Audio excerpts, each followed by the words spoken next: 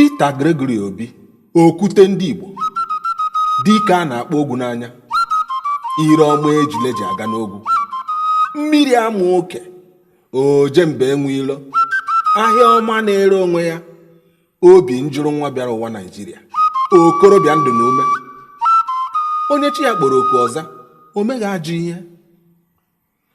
Ọkwa n'ime ejebe adị mma laba adị mma Naịjirịa nọ n'ime ya, ka olu gị na-ada ka nnukwu opi ike na-agwa ndị Naịjirịa na mmeri dị n'ọdịnihu. Ọkwa gị jụrụ nwa bịara ụwa Naịjirịa sị, ọ bụ abụmọnụ ka ị na-arịa ka ọ bụ gị kpatara onwe gị ihe mmiri akwụsị ji ama gị?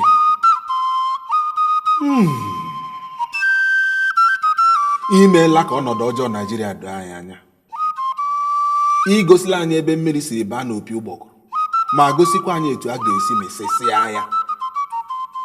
Peter Gregory Obi, mụtakwa na ugo chara acha anaghị echu echu, ihe agba n'aka ejighị enyo ya, ụkwa ruo oge ya ọ daa. Anaghị ehicha akara aka ehicha, ihe ụwa na-esi na chi, ihe oge ya ruru aka anaghị egbochi ya. Ndị osi ngọ, gwazianụ dibịa na-abịa ịgba afọ agụ nwa ya laba, afọ agbara onwe ya na chi anyị ihe. Ngwa geenụ ntị. Peter Gregory Obi, nna gị mụrụ gị baa gị ọnwa ubu asị. Ọ chịghịkwa n'ekpiri n'aka mana ọ gbara afa. Ọnwa ubu asị, a mụrụ gị n'oge ọnwụ mgbawa obi. Ọmụmụ gị weta ume ndụ nke nna gị kuru were merie asị. Ọnwa ubu asị, ọbịbịa ya chụsara asị.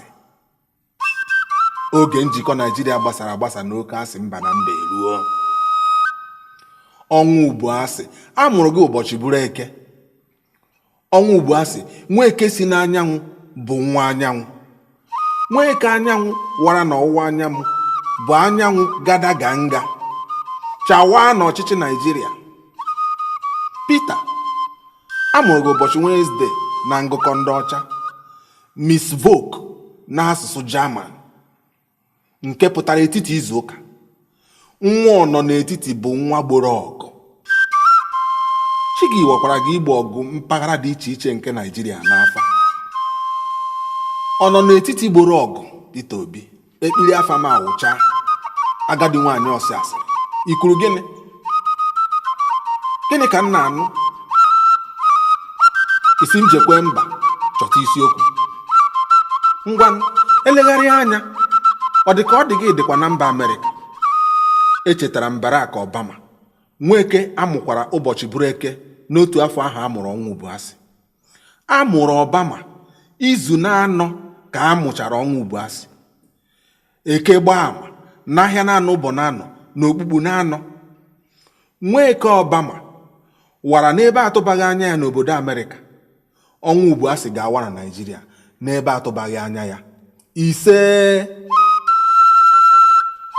Ụbọchị a mụrụ ike na mba ka a mụrụ ibe ya. Ọnwa ubu asị ma chaa.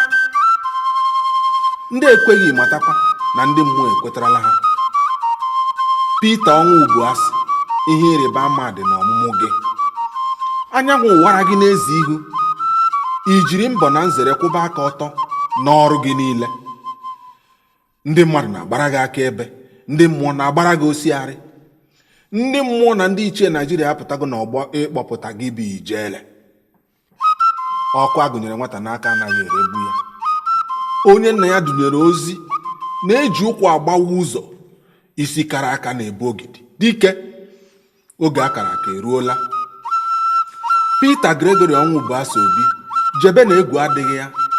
Chi sịrị nwata nwude nkakwụ ga-enye ya mmiri ọ ga-eji akwa aka. Ya bụ ugwu sikwara ike o, werekwa nka. Anya uhie akọkwana gị, anya n'ala ka mmụọ ji ala.